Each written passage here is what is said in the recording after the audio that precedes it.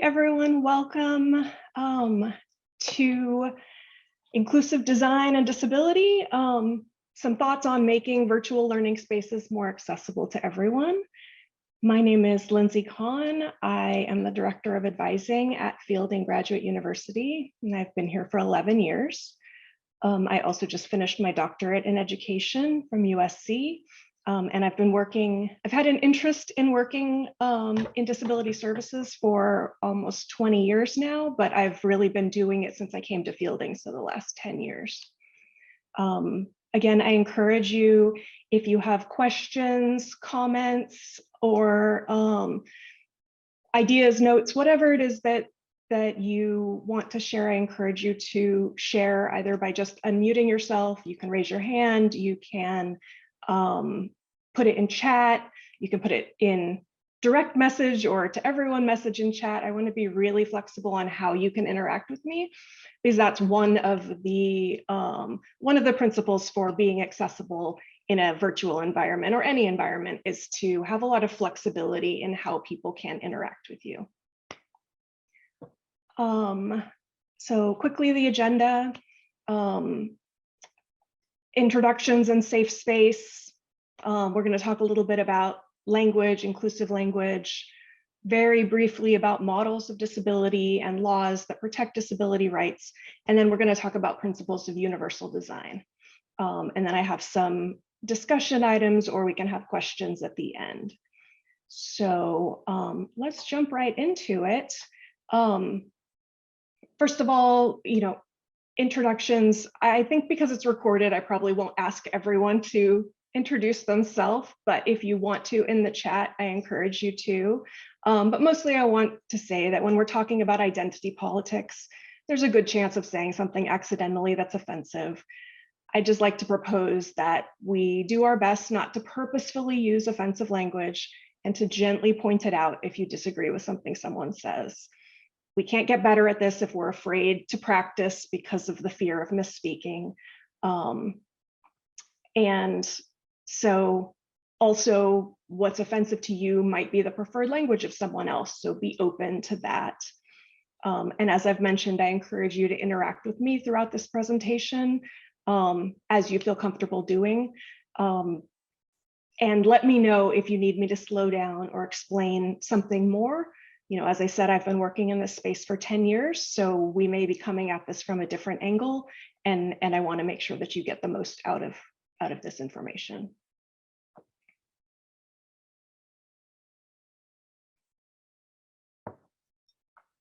So to start out, I want to talk about inclusive language. Because the disability community is so diverse, it can be really difficult to reach a consensus on what words we use to describe it. Disability is a spectrum, can affect any age, race, ethnicity, or gender. Some people are disabled from birth. Some develop a disability due to injury or illness. Some people are considered always disabled. Some people may be disabled temporarily and then recover, either temporarily or permanently. Disabilities can be visible or invisible, or sometimes visible. There's just no way to know if you have disabled students in your class or workshop, so it's always best to avoid offensive language. And so for some context, this is from the CDC. 61 million adults in the United States live with a disability, and 26% of adults in the United States have some type of disability.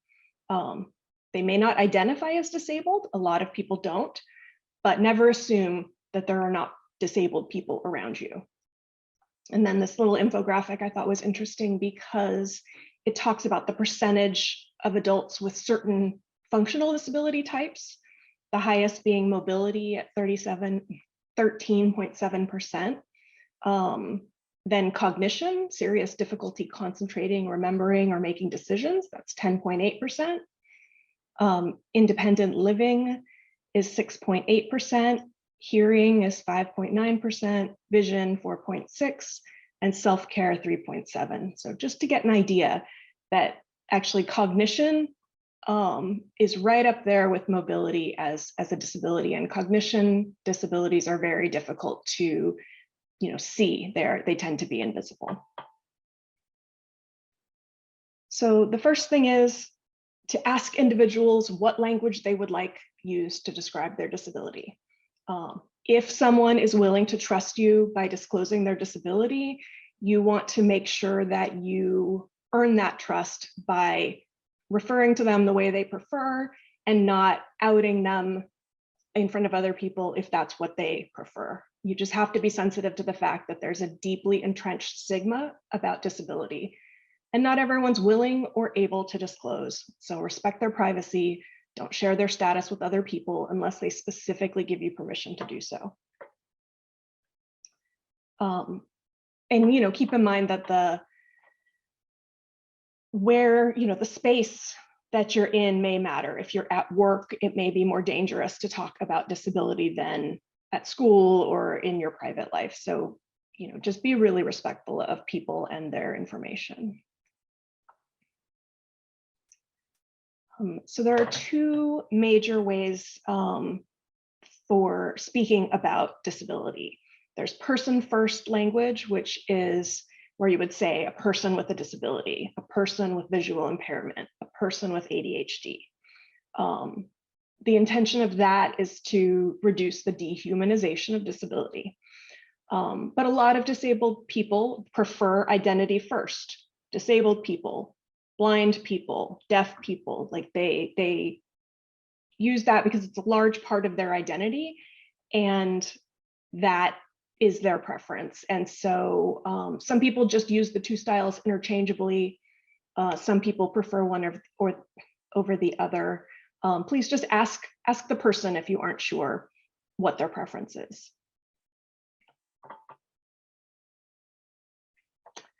And then really encourage you to avoid euphemisms. The long-standing stigma against disability includes language that implies that the word disabled is offensive or being disabled is something to be ashamed of.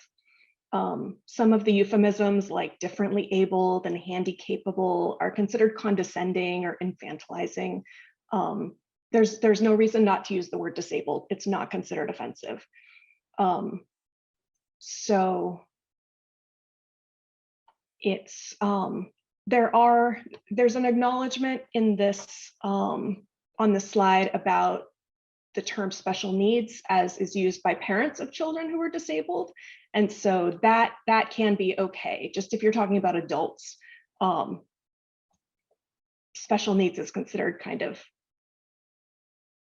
treating someone like a child. You don't want to treat someone like a child.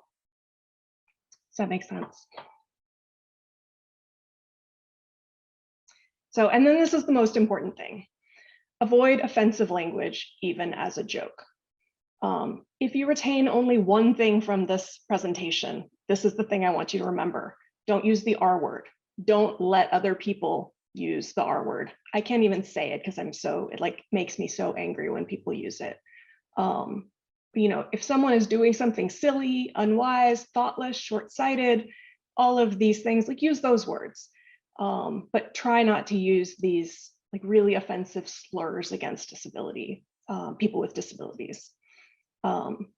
Think about that. There's huge lists of commonly used words that are derived from slurs about disability. A quick Google search will give you a long list. We will discuss some of them specifically. I'm not saying you need to eliminate all of those words from your vocabulary immediately, but I really encourage you to think about the words that you use and what you really mean and make an effort to use those words instead, especially when you're teaching a class, because those are the things that signal to us that you are not open to disability inclusion if you're using these words that we consider slurs. So that if nothing else, the way that you use your language really signals to people how you feel about them. And so becoming really cognizant of what you're saying is probably the most important thing. And then when you're talking about people without disabilities, not using the word normal or healthy or able-bodied. No one wants to be thought of as not normal. And you don't want to make assumptions about people's level of health or ability. So if you need to identify disabled versus non-disabled people, you can use that language, or similar to race and ethnicity, it's not always necessary to identify that at all. If it's not appropriate to the topic, doesn't need to be included.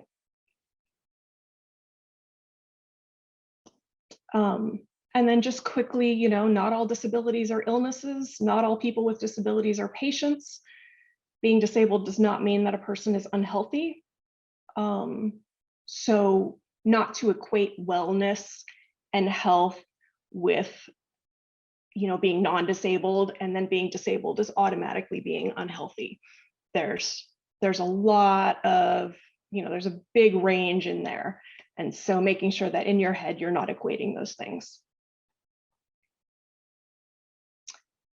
And then this is really important too, and I'm going to give you a video link to watch when you're done if you're interested, but people with disabilities are not here to inspire you. And so I really encourage you not to share those memes or pictures of like a really cute child in a wheelchair with prosthetic limbs, and particularly the ones that state or imply that if those disabled kids can do something, what's your excuse? Why can't you do it? Not all people are athletes. Some disabled people are athletes. Some disabled people aren't athletes. Like those things can be really damaging to other disabled people. So again, I'm going to give you a link to Stella Young's TEDx talk about this, where she dubbed the concept inspiration porn. And I'll have it on my last slide for you, but it's really brilliant, and it gives you the idea of why disabled people don't exist to inspire you. And then, hey. Hi, it's Rosalind. Hi, Rosalind. So, hi, I was wondering if you can go to the slide now, 2 slides ago. And yes, could you speak, yes, that one. Could you speak a bit more about a person, I guess maybe the second to the last point or paragraph about recognizing how people with disabilities do experience wellness and such. And yeah, the last 2, if you could just go into that a bit more, if possible. Absolutely. And thank you. And if you have an experience to share anything, I encourage it. But if you think about disability, it could, because it includes so many different things. A person with depression, for instance, there's no reason why they wouldn't be physically as healthy as any other person. They can exercise, they may be an athlete, they may be similar. We've had a number of athletes recently who came out with mental health challenges. Those are the most elite athletes, the most physically healthy people that you could imagine, who also experience debilitating mental health issues. And so if you think about it that way, or even the example here is like a chronic illness like diabetes, but there are a lot of chronic illnesses that can have symptoms, but can also be treated. It's sort of the idea. One of the examples that we give of an accommodation is glasses. So I wear glasses. I'm getting older. I can't see up close very well without my glasses. But that doesn't mean I'm unhealthy. It just means that I can't see things close up very well. It doesn't imply anything about any other part of my wellness.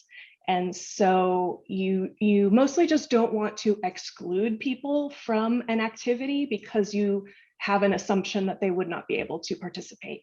If you're going for a walk or a hike, don't just exclude that person that has a disability because you assume that they would not be able to participate. There may be ways to accommodate their participation. They may want to participate in some ways and not others.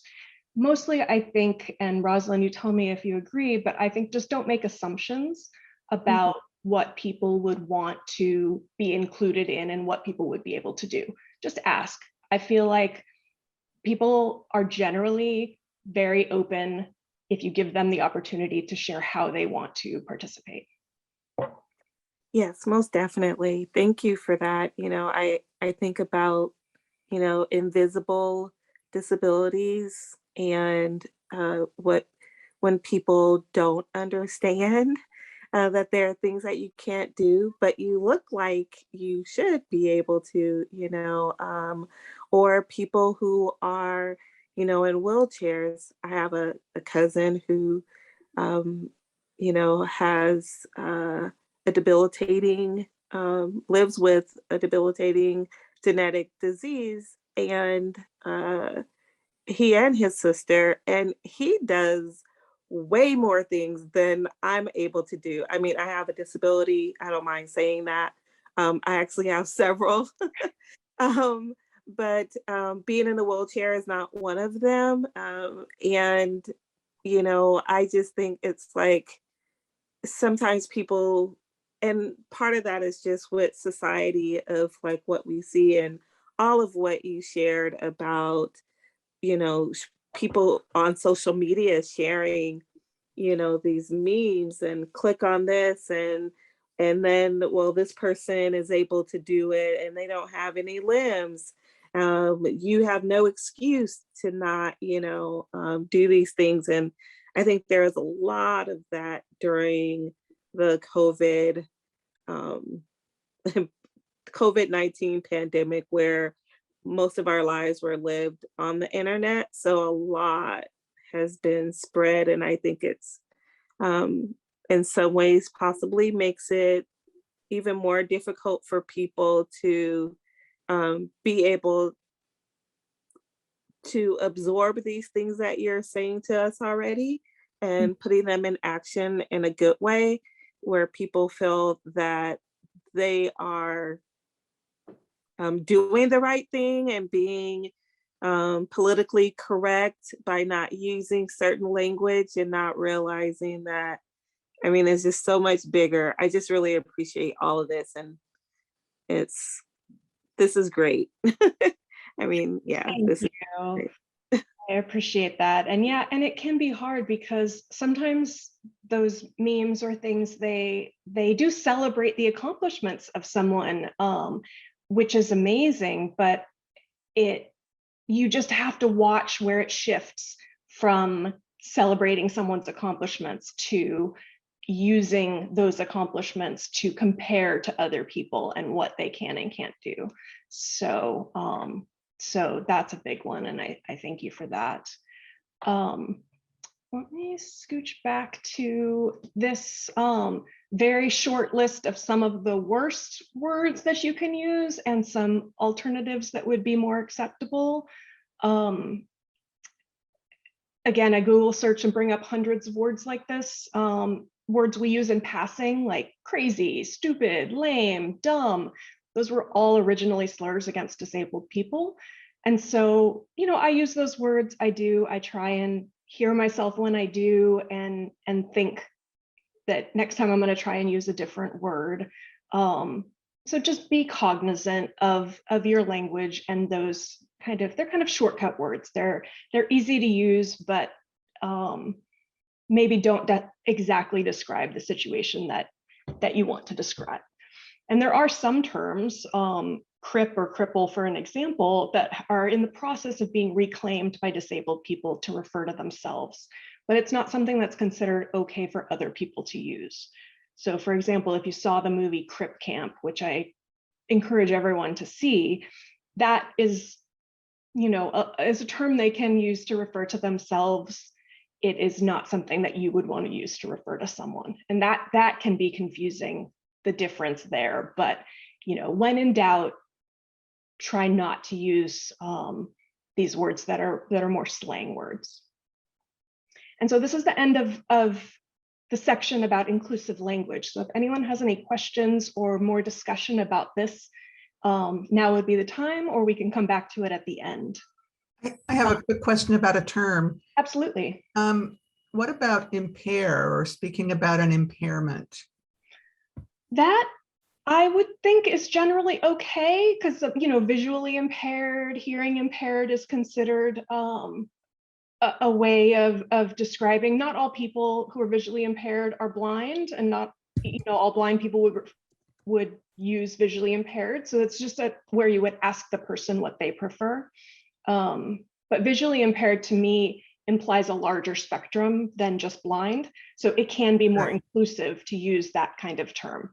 Like I Okay. would consider myself visually impaired because without my glasses, I cannot see things. But that isn't, I don't know if I would consider that a disability. So it's an inclusive term. And so I think that Okay. I think that is acceptable. But again, ask people what they prefer if there's someone specific that you're talking about. Thank you for that question. Anyone else, or I will go ahead and move on. All right. So very, very briefly, you may know this already, but there's the two most popular models of how to frame your thinking about disability are the medical model is sort of the old-fashioned, or it's the doctor's perspective. It's a biomedical perception of disability, where there is an able-bodied, and then there's a disability, and they want to try to fix the disability to make you able to function and in society, to allow disabled people a normal life. And so that has value in the medical system. Obviously, you go to a doctor in order to be healed or cured, or whatever they can do, treated. But more popular outside of the medical sphere is the social model of disability. And that is the idea that disability is a socially constructed identity. And so what disables you is the society and the way that it's built, not you and your physical or mental symptoms or issues. So the social model is about identifying those systemic barriers, derogatory attitudes, and social inclusion that make it difficult for disabled people to function in society. The idea would be to expand the functionality of the environment to better serve all people. That is sort of it's really just looking at things from the inside out or the outside in. Neither one is 100% right or 100% wrong, but in general, we try and use the social. If you're not a doctor, a medical doctor, I encourage you to try and think of the social model to try and use that. And so as an example, here I have a picture of a man in a wheelchair looking at a set of steps to go into a building. The medical model, just as a very simplistic analogy, the medical model would see this as you need to fix the person so that they can climb the stairs. Like, what can we do to fix the person? Or how can we create a wheelchair that goes upstairs so that we don't have to change the physical layout of this building? The social model would encourage you to remove the barrier, not change the person. So could we put in a ramp? Is there a way, an elevator, a lift? What can we do to remove the barrier without necessarily trying to change the person? And we're going to talk a little bit about universal design later. That's the idea that if you create an accessible building that a person with a wheelchair can access, then a lot of people can access it. Say a person with luggage, a person pushing a stroller. There are a lot of people who are not disabled, but who, if you were to design with more accessibility in mind, it would be more accessible to a lot of different people. And there's really, what's the downside of having stairs and a ramp? Why would that not be automatic to make a place as accessible to all people as possible? So that is all I was going to say about medical versus social model, unless anyone has any questions or wants to discuss it any further. No? Okay.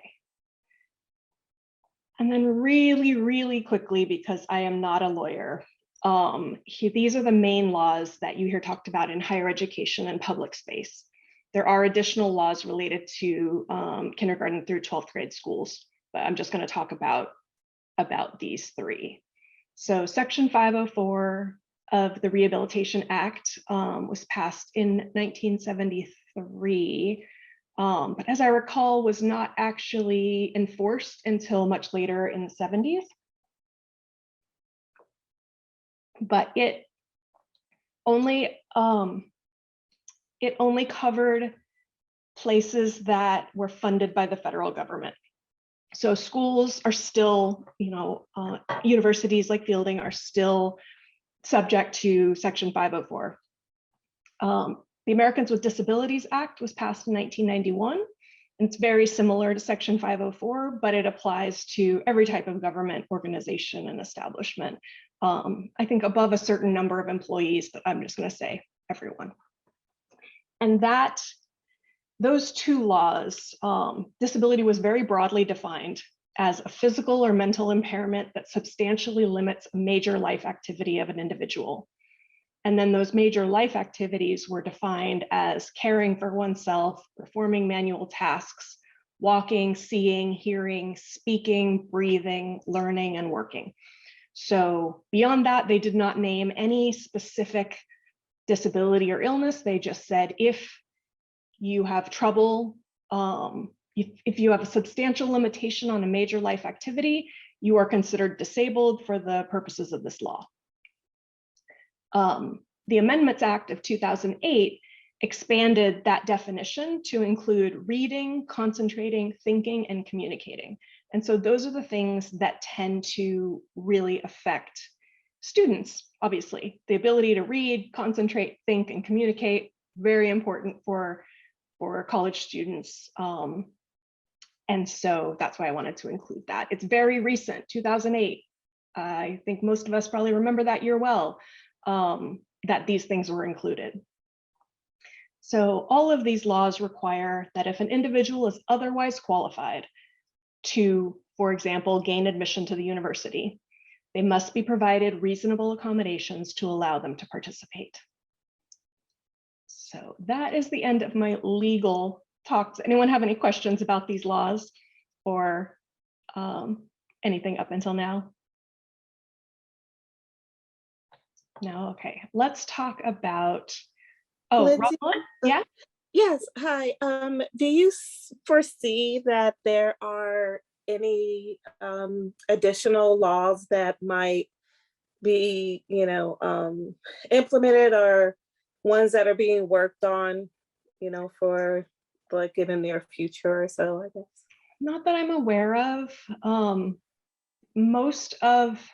So again, I'm not a lawyer and I don't really know anything about the law, but I went to a talk that, these laws themselves are just the framework. The way that we, or the legal system, uses them is through lawsuits and challenges. And so those different lawsuits and challenges create precedents that then change the way that the laws are used. And so if you think about it, the law itself is just the outline, and then all of the legal challenges help define out what it means. And so it's incredibly complicated in different ways. The real thing, I'm hoping that this, along with like Title IX, which gives women's parity, and some of the other civil rights laws, I'm hoping in the future that they'll be all seen together as ways to give people access, for everyone. But for now, we're still in this space of individually pulling out different things and determining what they mean. Yes. Okay. Thank you. Are you aware of anything? No, I'm not. I just looking at the decades, in between each year, and I was just wondering, here we are in 2022,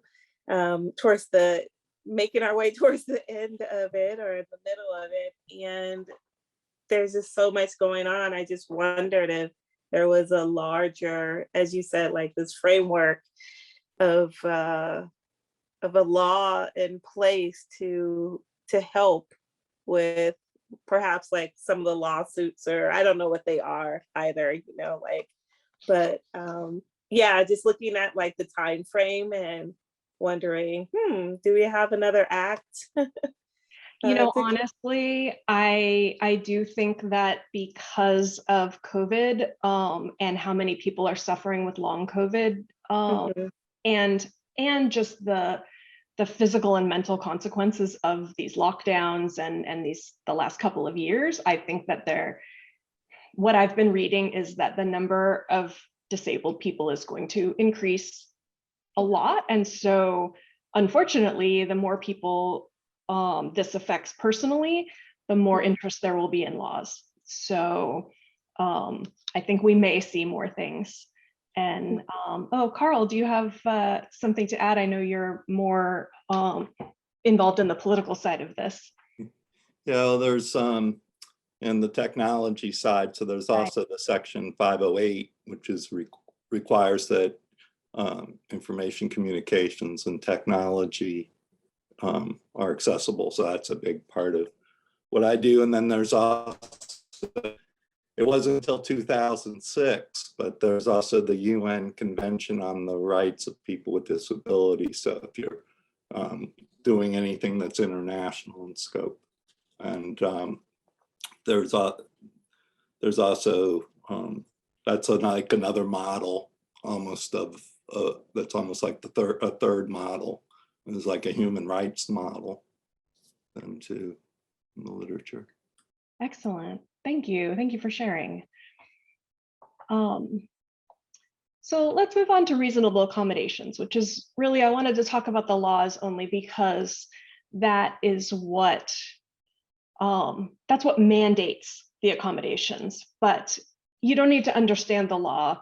And if you're giving a presentation, you're not even going to need to determine the accommodations. Generally, someone in HR or the disability coordinator for your organization will tell you what someone's accommodations are, and you just need to provide them.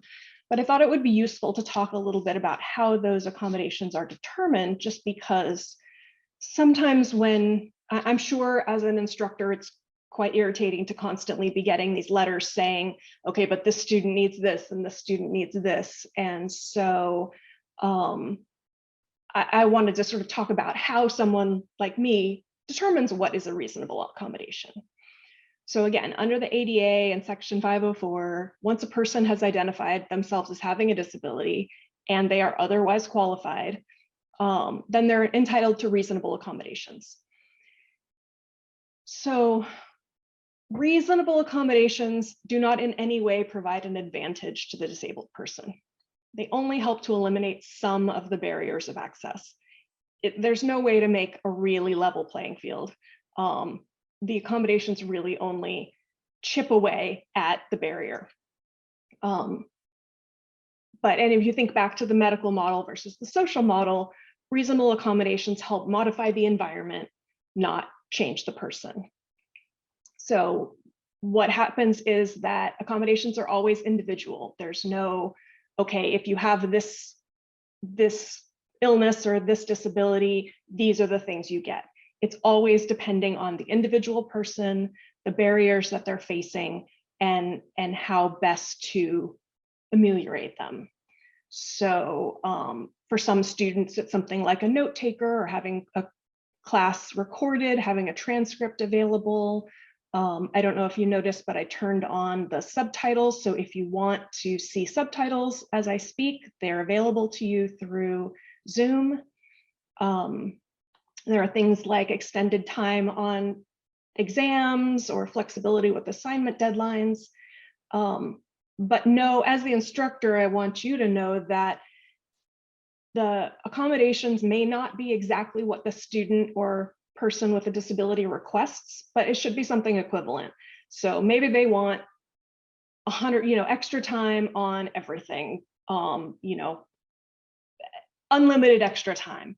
And I would have a talk with the person to see, well, do they need unlimited extra time, or what would really serve best in that situation? And so the other thing is that accommodations are not, they don't create a precedent. Just because one person has a certain accommodation doesn't mean that it would be appropriate for someone else. So it's always individual. And there are exceptions to reasonable accommodations. So personal devices and services are not considered accommodations. Your employer or your school does not have to purchase your wheelchair or your hearing aids.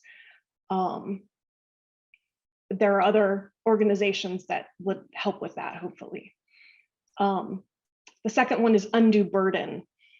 An accommodation cannot place an undue burden on the organization. And that's generally considered financial burden. But from the guidance I've read, this one is really difficult to use. Like, if the accommodation would literally bankrupt the organization, okay, that might be an undue burden. But just because you haven't budgeted for a certain accommodation doesn't mean that you don't have to do it. The most important one is that the essential learning components of the course or program not be changed. So, the accommodation can't fundamentally alter the nature of the program or substantially lower the academic or program standards. It just means you can't waive or exempt a student from something that's essential to the course. If it's a course on French speaking, it's not considered reasonable to accept people from speaking in French. You couldn't say, oh, well, you can give your presentation in English because French is difficult for you. There would be a different way to accommodate that. But you wouldn't be able to earn a grade for French speaking by not speaking French. It's kind of a weird example, but I have some more. So the best thing that you can do to help your accommodation coordinator is that when you design a course or hold a meeting or training or whatever it is that you're doing, that you spend some time really determining what are the essential learning components for your class. Write them out and make sure that they match the school and the organization's guidelines. For instance, a class on effective communication skills, waiving oral presentations may not be appropriate if learning how to give presentations is an essential learning component of the class. There are things like timed quizzes or exams. The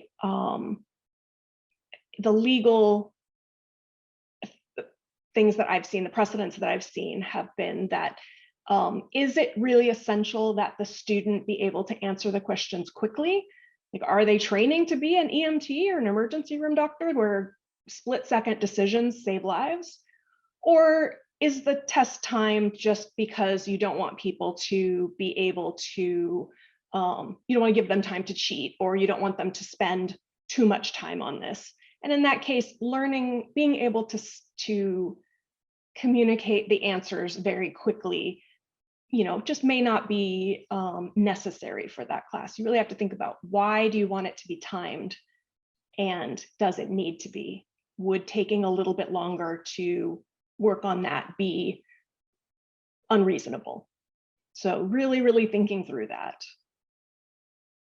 And yeah, accommodations can be really difficult to fit into your course because they're very general just by nature. You'll get an accommodation that says, extra time on timed assignments, and maybe you don't have any timed assignments. It's often worth, if you get an accommodation letter, it's worth communicating with the student to identify sort of where, look at the syllabus together and say, where do you see things that are an issue?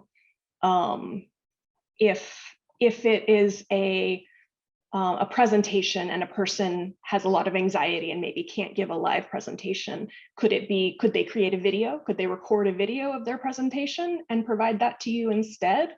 Would that still meet the essential learning components of the class? If so, I encourage you to be flexible around that.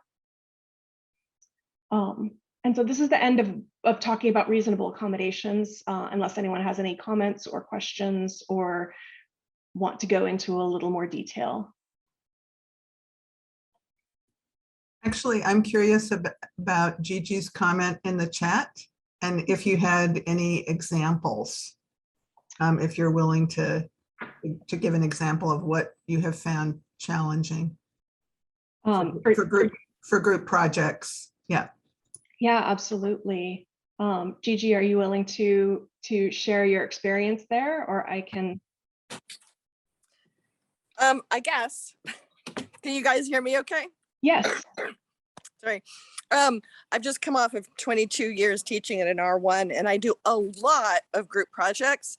And during COVID, I found my students who needed accommodations had dramatic issues in matching up virtual work with their needs. And so in many ways, they didn't want their peers to know that they needed accommodation. And it tended to be so far off of what the accommodation letters all requested.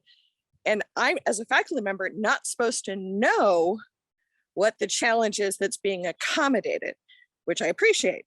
But it makes it kind of playing, three-card Monte, looking under the things to try to figure out how do you design virtual group interactions and tool sets when you've got for most people, complex sets of issues and they don't want their classmates to know.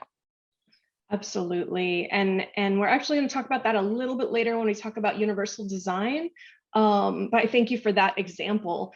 That is well, group projects, I think, are a challenge for a lot of people, just because it can be difficult, especially if you don't know the people, to figure out where the strengths and weaknesses are and support each other. And I think that's one of the great things about group projects, is that you can combine skills and strengths together to make a stronger presentation, or whatever the project is.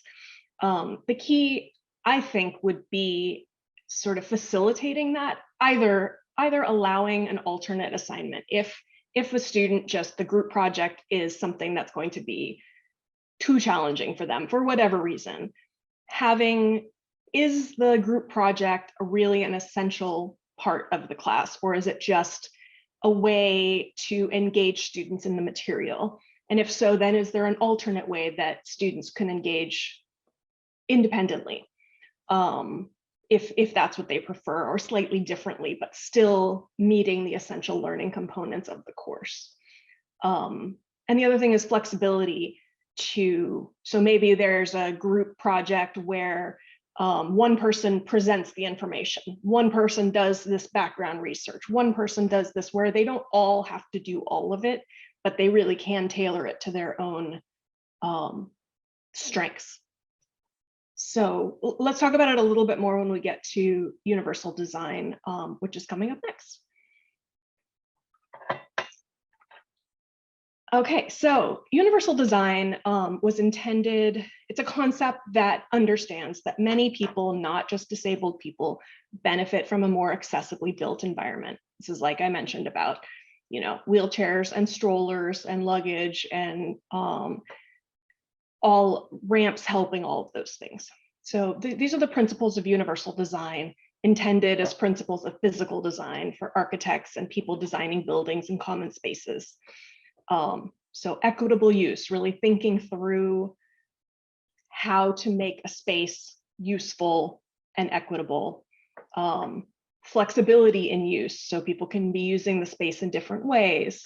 Simple and intuitive use. You don't require an advanced degree to figure out how to open the door, for instance. Having information, I didn't mean to go fast. Perceptible information, tolerance for error, low physical effort. That would be like the sort of door openers or buttons that open doors. So as you see, these are very physically identified, like they're meant for a physical thing. But we're going to be talking about virtual and mostly classes. So I want to talk about universal design for learning.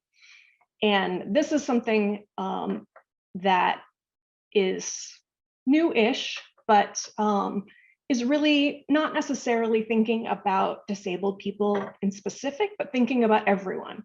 Everyone's brain works slightly differently. How to engage them and get them invested in what you want them to learn means using a variety of methods to draw them in and let them express themselves. So having multiple methods of engagement, multiple methods of representation, multiple methods of action and expression. So what that means is, so multiple means of engagement is, you know, having visual, written, and verbal materials. Like if you're giving a class, maybe they do some reading before, but then it's discussed in a lecture or workshop. And then there's also videos that people can watch at their own pace, like having different audio, visual type of ways to gain the information. Multiple means of representation, but oh, sorry, maybe I mixed those up. Multiple means of engagement is the ways that people can engage. So yes, like speaking, writing in the chat, speaking up, having different ways that people can interact using the public or private chat. The multiple means of representation would be providing the information in multiple formats like readings, videos, lectures. And then multiple means of action and expression would be giving students options on how to demonstrate their learning.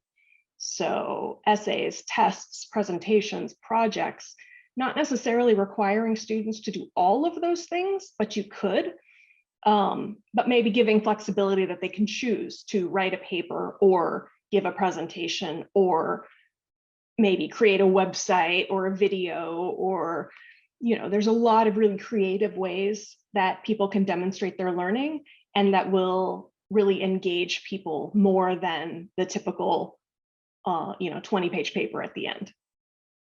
Maybe if it's a research class and a writing class, the 20-page paper is important.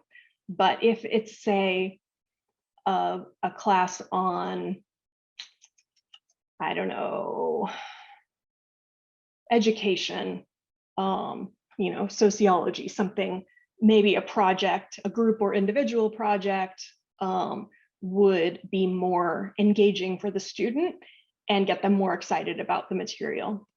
So really thinking through that and maybe giving some options. For some people, a group project will just create anxiety. For some people, they love group projects. So having some flexibility there can really bring out the most in your students. So that was the end of sort of this, but then I have some sort of case studies that I thought that we could talk about and discuss together. Unless anyone has any specific questions about universal design before we move on.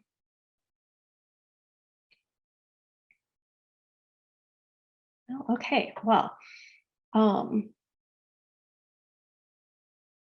just have a couple of sort of really basic examples. So say you're teaching a research methods class and you find out that one of your students is visually impaired. You tend to rely a lot on slides and handouts with images of graphs and tables of results. How would you make that accessible? Does anyone have any ideas? And there are a lot of ways. And again, it requires speaking to the student to see what their preference is. But if anyone has any ideas they want to share. So this strikes me as one of those areas where actually something you think is to meet an individual's needs is likely to support a lot of people's. Yes. You know, personally, when somebody shows a graph, I don't always know what they want me to look at. So having enough explanation, I think the awareness might be to comment that there is a graph and what's being shown rather than just speak to the data that's there, but to help people see the relationship to what's being presented as well as the ideas that you want them to take away from it. Absolutely. Yes. And you're right. I think that's good for everyone because not everyone can instantly read a graph or look at a table and understand what it is they're supposed to, is supposed to stand out to them. And if there's nothing wrong with having a graph on your slide, but I always encourage whatever's on your slide to also go over it verbally. It doesn't hurt anyone to hear the information and get it in multiple ways. So making sure you don't just say, oh, as you can see on this slide, this and this and this and this, saying this slide shows that this is, criteria is related to this one. Like just explain it using your words. Another thing, Gigi mentioned alt tags on anything with an image is really important, making sure that you describe what the image is in words. Even if it's the alt tag, other people can't see it, but people who are visually impaired and use a screen reader, it would read that out loud to describe the image, making sure that you describe the image well, not just this is an image of a graph. One thing that I often recommend, if you don't already give your students the slides and handouts in advance, I encourage you to do that.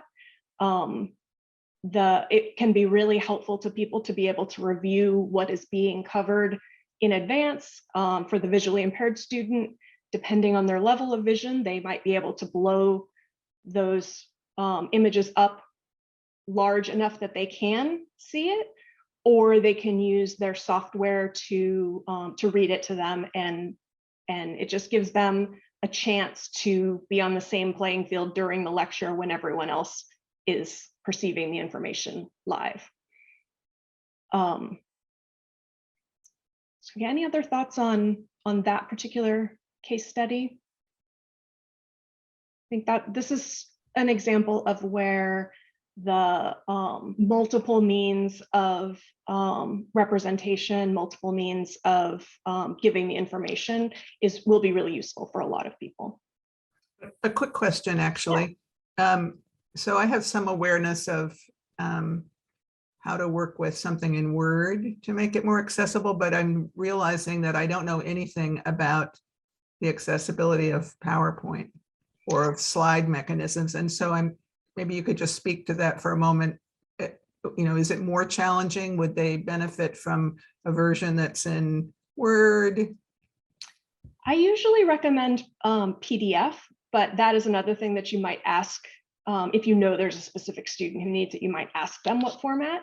If you convert something to PDF from PowerPoint or from Word, then it's very easy for a screen reader to read. When it's in, and I don't have experience using a screen reader, so if someone does, please tell me, but I find it can be more difficult to convert. There's just more things that could confuse the screen reader than once it's in PDF. And there are ways to set up how it creates the PDF to make sure that it's accessible, to make sure that the words come through as words that can be read aloud. The technology is really good for this, for reading PDFs out loud right now.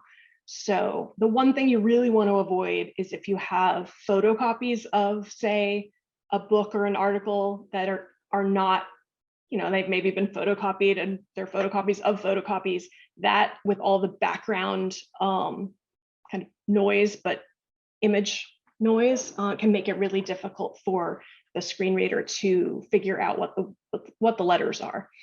So making sure that it's the cleanest, sharpest conversion directly from the original material. And I offer this for fielding instructors, but other schools their disability office may also help with that. But if you have a photocopy of a book chapter or something that you've been using for years, you can, I can help you get a copy of that is cleaner directly from the publisher. The publishers generally are very good about these requests now. If someone owns a copy of the book, they will give me a PDF version that a screen reader could use. And so if you have a specific article that you use a lot, like I may be able to help you get a cleaner copy of that for your students. And a lot of people have been using, like taking their notes on the computer, using different programs to use the PDFs themselves. So that helps everyone. And then Gigi shares that it's useful to run a screen reader over your class website to make sure how it comes through to people. Because yeah, sometimes the order is odd, the hyperlinks can be really difficult if you have the whole hyperlink in there, or the thing I've heard is having like click here is just not useful to people because they don't know where here is. So if you're designing websites, to have a look at the some best practices for creating them in a way that's useful to people.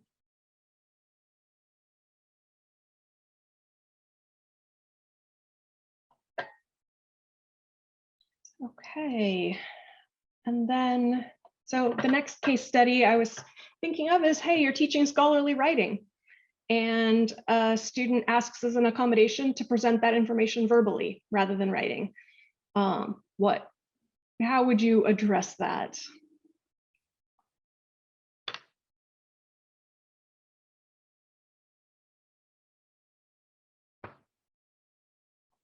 No volunteers. Generally, I would say that presenting information verbally would be a substantial change to the objective of the course, which is scholarly writing.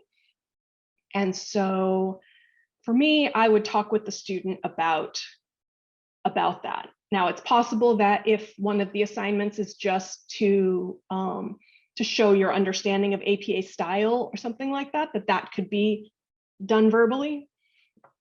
But if the assignment is really about showing that you can write a scholarly paper using APA standards and formatting, then that's not something that can be accommodated in that way. And there may be other ways to accommodate it. I'm not saying that there are not accommodations, but this particular accommodation, I would be concerned about that it would substantially alter the learning objectives of the class.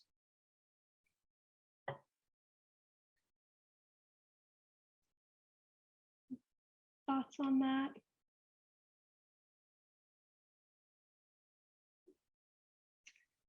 Okay, so last one, you're teaching a course on economics. One of the assignments is to give a presentation. Oh, and Carl has given a really useful link in the not link, but article to look up in the chat. Thank you, Carl, for joining us. I appreciate it. It was good to see you. So again, you're teaching a class on economics. One of the assignments is to give a presentation to the class on one of the assigned topics.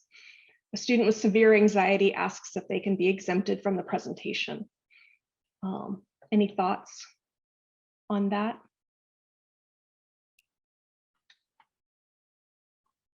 I like the idea before of the pre-recorded presentation or giving other alternatives.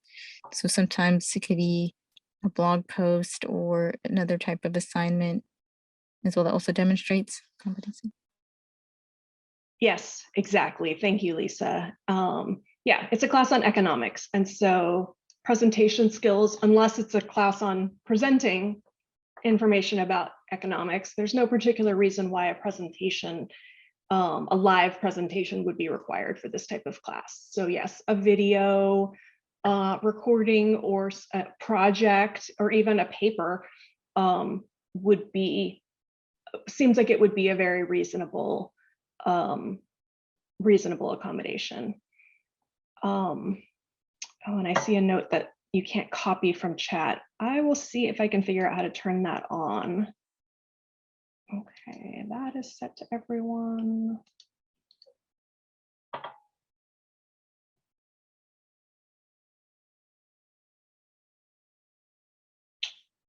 I don't easily see how to allow that. So I will add that to the resources that are on the final slide and send it out to everyone if that's okay. Got it. Yeah. So absolutely, but we'll add that in because Carl always has good suggestions. So anything else? Any comments? Oh, I see a hand, Rosalind. Yes. So, you know, of course, I'm not teaching currently, but I do hope to in the future.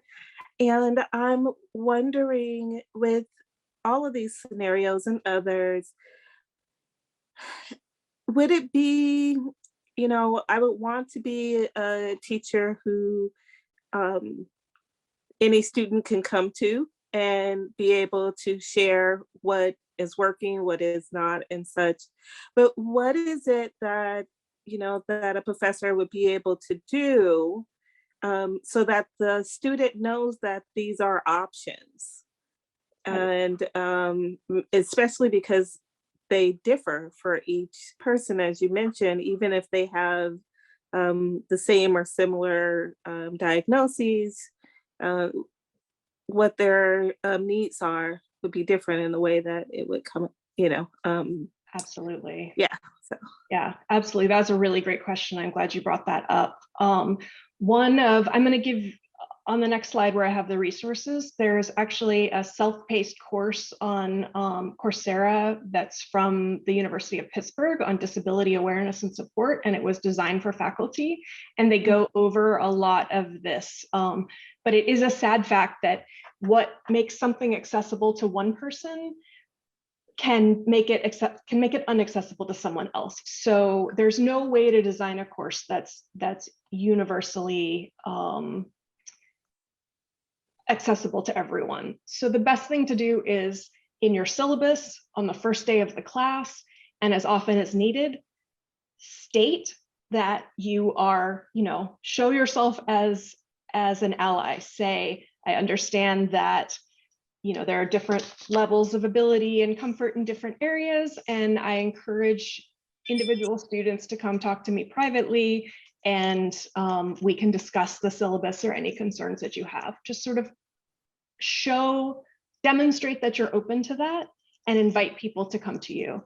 And that's really the best thing you can do, is, you know, not use those offensive terms that signal to people that you are not open to equal opportunity for disabled people, and having a variety of, you know, just talking the talk, walking the walk, being clear that this is a priority for you.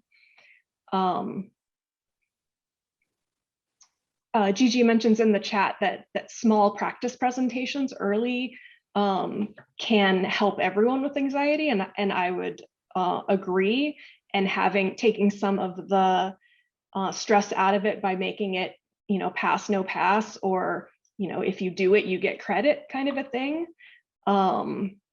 And also saying, not assuming that people have the equipment to record a presentation, or that you may need to teach them how to do that on Zoom or on another format.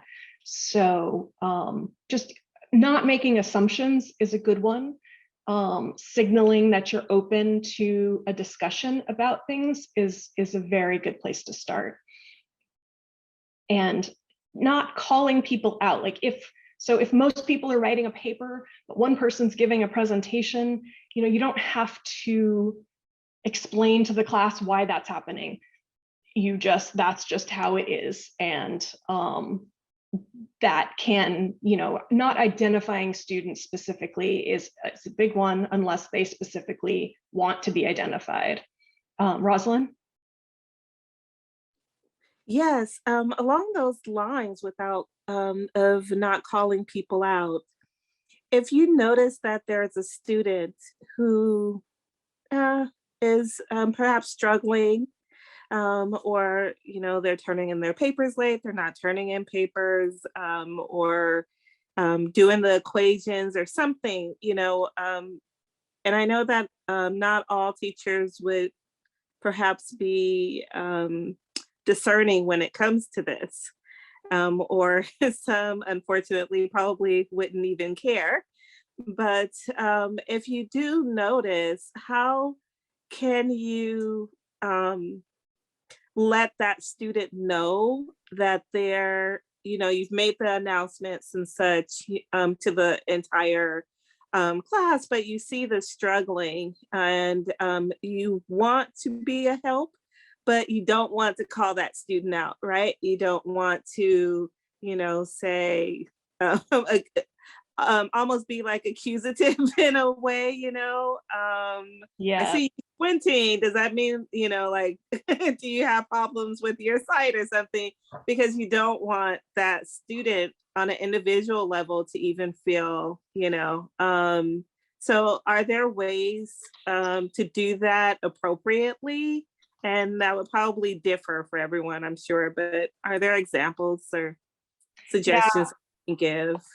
I think that's really good. And first, what not to do is not to announce to the class, well, everyone but so-and-so has turned in their paper from last week. So, so-and-so get on it, like not to do that, because in my experience, people know they haven't turned in their assignment. They're ashamed of it. They're embarrassed. They don't need to be then further embarrassed in front of the class. So I'd say always privately address it with the student, either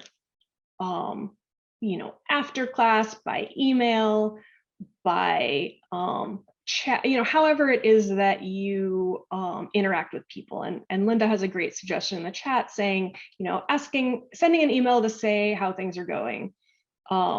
And with a really non-judgmental statement like, I notice you've been fairly quiet, is everything okay? And that is a really great way to try and start the conversation. If if the person has an accommodation, so like you've gotten a letter from the accommodation coordinator saying that they have accommodations, and you also notice that they're not participating, then especially a reach out to the student and maybe also to the disability office to see if there's some more support that can be given.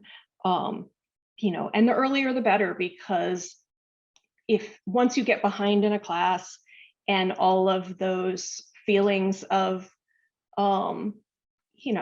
feeling of failure and all of those feelings just intensify the later things are. And so really trying to get on top of it from the beginning before it's too late to get caught up, and not to take it personally, because everyone, whether they identify as disabled or not, has stuff going on in their life. Things have been really difficult these last 2 years, but they've been difficult always. So really, I think walking the walk by demonstrating that you're open to talking about things, that you're open to helping someone get caught up, having suggestions. It can be really difficult for the faculty to keep up with all this, as they have busy lives and things too. Oh, this is a really great idea, is to schedule individual appointments with all students at the start of the course to talk about how they can be successful. I think that's a great idea. Having office hours and really inviting people to come and making it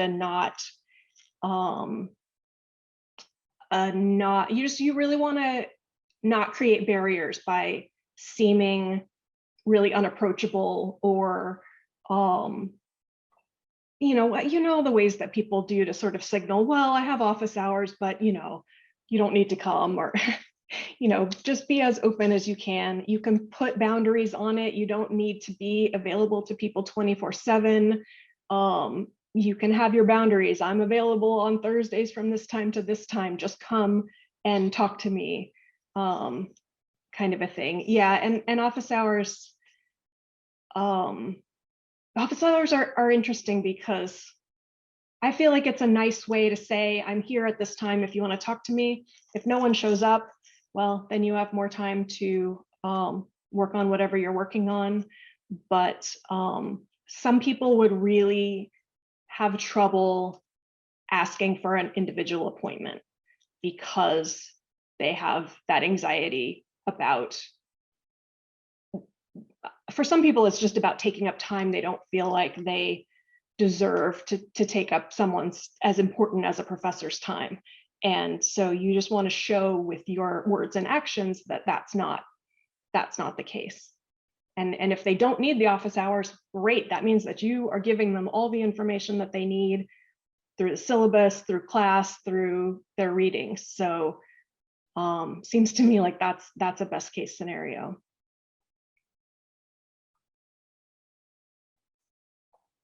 Any other thoughts on best practices? Yeah. Yes, I'm also wondering if there is a website or literature that you would recommend for, or just phrases to use for students who do not want to receive accommodations because they feel as though it won't allow them to show their real work, you know, that they feel that it's getting a leg up and they want, you know, the professor and the other students and themselves to feel as though they can do it without it, even though, I mean, I know that it's not that, but what do you do or say, or is there a place that you can direct students so that they do understand really what an accommodation is? Absolutely. And I encourage, if you feel comfortable with your disability coordinator, that'd be the first place to start. Because I'm happy to, you know, in my role, I'm happy to talk about those conversations. We could sort of practice what you would say. And when we can talk about the pros and cons, I mean, there's still a stigma on disability. And so some people choose not to disclose until they really run into trouble. My goal is to create a university that is more open and that there's less stigma. And so I do encourage people to self-identify in the way that they feel comfortable, just to show how many successful students with disabilities are in their classes. If the faculty only hear from the students who have disabilities and are struggling, then they start to feel like all students with disabilities will struggle, and maybe they don't belong in this program. And so, because they don't see the people who are getting by, by the skin of their teeth and just white knuckling it. So yeah, I think it's a good conversation to have. You may, I would really like there to be a way that disabled students at the university can be connected so that they can share things like, oh, I worked with this faculty and I had this problem, like you may want to avoid that particular faculty for this reason, or just to be able to share their experiences. Although you should also take those things with a grain of salt, because in my experience, there are certain faculty that some students just really can't work with and other students love. So everyone has their own approach. And so you don't want to discount someone just because another person had a bad experience. But it is nice to know sort of what those experiences were so that you can be aware. The other thing I really recommend is reading the syllabus before you register for a class, if it's available, because you can get a lot of sense from the syllabus of what the assignments are, sort of what the faculty members how strict their rules are. That will tell you whether it will feel like a class that is welcoming to you or not. And then Gigi shared some really great things about typefaces and font sizes and contrasting colors, like alternate modes, all things that allow people to interact with the material in a way that's most comfortable for them. And let me go to the next slide, because I really encourage this. Top one is a disability awareness and support MOOC class out of the University of Pittsburgh. You can do it through Coursera, it's free. And and it is intended for faculty to know what to look for when designing your class. It gives some of the same basics I gave about the laws and what accommodations are, but it also has some really good concrete things that you can do and resources of where to find them. I also represent the film, or recommend the film Crip Camp. Has a nice sort of history of the disability rights movement. And then there's a couple of video links here, and again, I'll send these out to you. So the 504 sit-in was a really huge and important civil rights movement that led to the Section 504 of the Rehabilitation Act being enforced. So it's really valuable. There's some of that in Crip Camp as well. If you want to learn more about universal design for learning, the cast.org site is really great, and we'll walk you through it. Oh, if you're a Twitter person, I really encourage you to connect with Disabled Twitter. I have 3 people on here that are good to start with, and then they will retweet people that are also great to follow. So that's a good place to start. There's also some hashtags on disability that you can follow.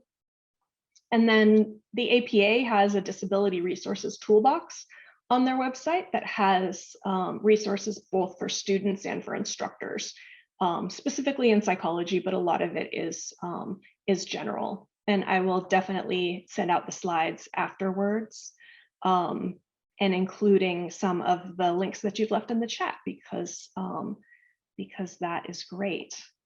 Oh, and Linda mentioned checking for transcripts, making sure that your Zoom is enabled to allow for both live transcription and that it creates a transcript at the end to go along with the video, because that just can be really, really useful for people trying to go back and watch it.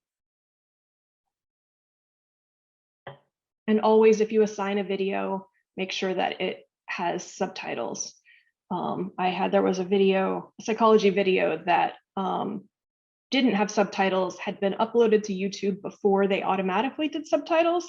And I think I spent a week listening to it 5 seconds at a time so that I could type out the transcript, and it took forever. So, but I'm willing to do that. If you have a video that doesn't have captions that you really want your class to see, give it to me, and I can help. I can try. If I have time, I will absolutely do it. There's some workarounds too, where you can pay to have it transcripted. Yeah, Otter AI is the technology that Zoom uses for the transcription. So there is a great way to caption a video by starting a Zoom, recording it, playing the video, and then taking the transcription that Zoom creates to put back into the video. You do have to make some corrections, but it can be really, really helpful. And okay, so last couple of minutes, anything else? There's some great things shared in the chat here. Yeah, Google Docs can be good. You can also, the PowerPoint can be converted to a PDF, and then the links would be clickable. So that's what I usually do. But having a variety of ways that you give people the information is always really valuable.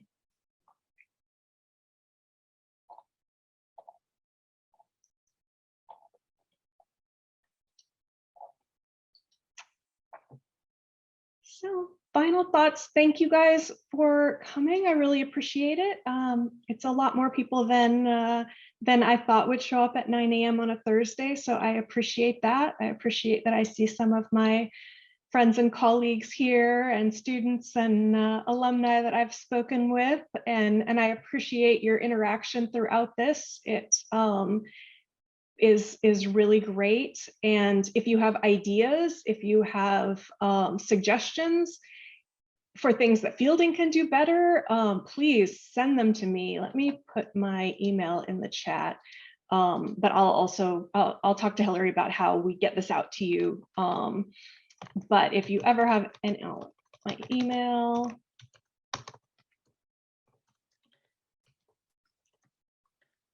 Is lcon@fielding.edu. Please reach out to me anytime if you have ideas, if you have questions, if you just want someone to give you a pep talk. I'm pretty good at pep talks. I welcome your interaction because it helps me get better at this. I know the things that I know, but I don't know everything. And so I would love to hear from you and your experiences.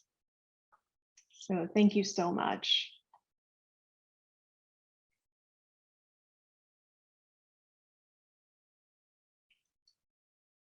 Oh, thank you. It was a pleasure to see you all today.